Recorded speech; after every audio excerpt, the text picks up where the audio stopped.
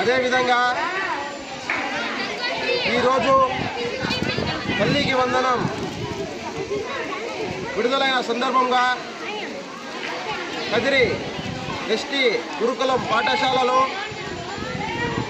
నారా లోకేష్ అన్న గారి మరియు కదిరి ప్రియతమ నేత ఎమ్మెల్యే కందికుంట వెంకటప్రసాద్ అన్న గారి చిత్రపటాలకి విద్యార్థుల నడుమున పాలాభిషేకం చేసి విద్యార్థులు కృతజ్ఞతలు తెలపడం జరిగింది. అదేవిధంగా ఉమ్మడి అనంతపురం జిల్లాలో మన ముఖ్యంగా కదిరిలో ఏ విద్యార్థులకు కూడా ఏ చిన్న కష్టం వచ్చినా నేను ఉన్నా అని చెప్పి ముందుండే మా నాయకుడు మా ప్రియతమ నేత కందికుంట వెంకటప్రసాద్ అన్న గారికి ముఖ్యంగా కృతజ్ఞతలు తెలుపుతున్నాము. ఎందుకంటే మా జిల్లాలో ఎక్కువ కోచింగ్ సెంటర్లు లేవు. మన కదిరిలో ఎంతోమంది విద్యార్థులు బయట ఊర్లకు పోయి చదువుకోవాల్సిన కోచింగ్ తీసుకోవాల్సిన పరిస్థితి ఏర్పడింది.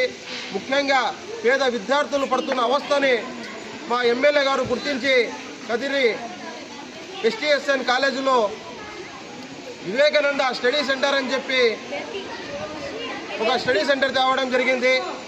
ఎంతో స్టడీ సెంటర్ నడుపుతున్నారు. బయటికి పోవాల్సిన అవసరం లేకుండా మన కదిరిలోనే ఈ స్టడీ సెంటర్ కూడా మా ఎమ్మెల్యే గారు తేవడం చాలా సంతోషకరం.